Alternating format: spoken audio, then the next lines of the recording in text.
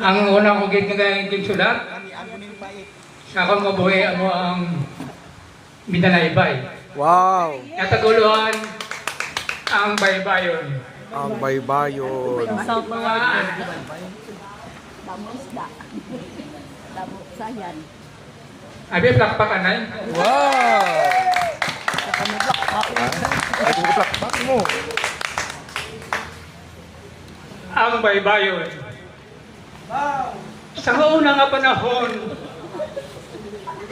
ang baybayon, malantaw ang iya katahong.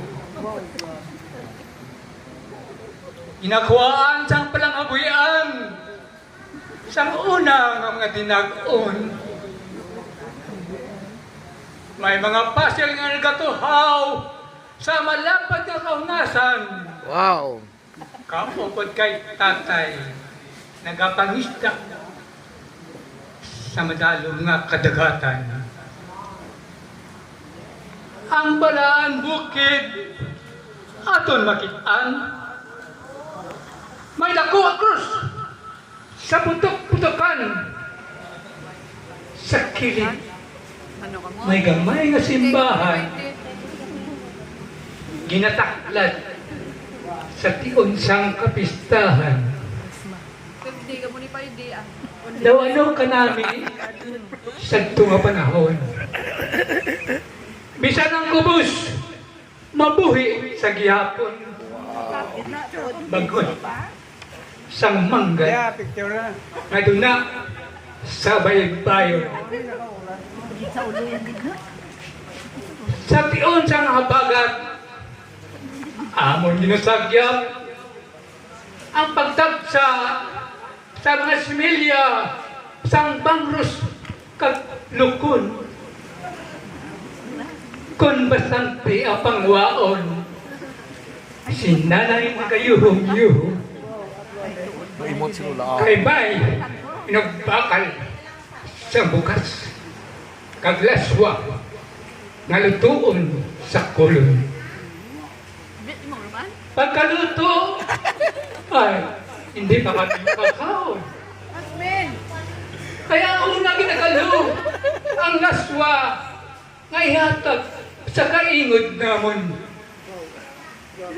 Pagbalik sa nyahong, ang unod, ay, agaw, laswa man gihapon. Isa yung bailuan ay laswa. Kung kami ang Bailuan ay kumpamon, sudan. kami dito na, kami bibi, nagadalikat sa punta bato sa baybayon.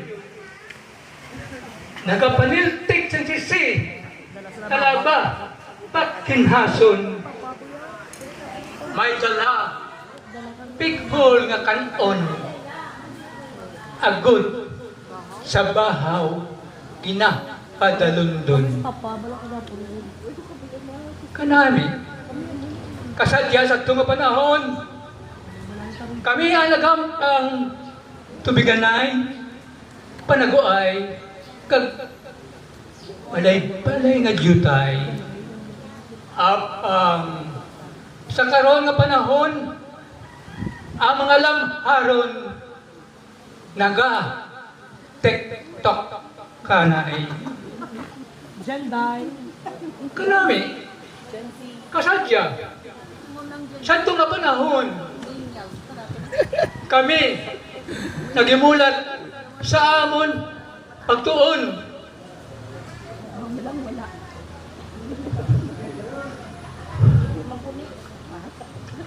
May nakatapos sa kurso, ng edukasyon, kag nangin, maniragoon sa ilang profesyon. Sa karon, hindi na makitaan ang baybayon.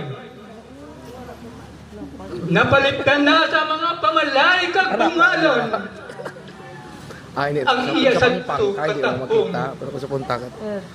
nagtula pagkaligad sa mga panahon. Damoy, salamat. Oh, hey! Thank you, Papa LJ. Oo, kami ni Papa Umpang.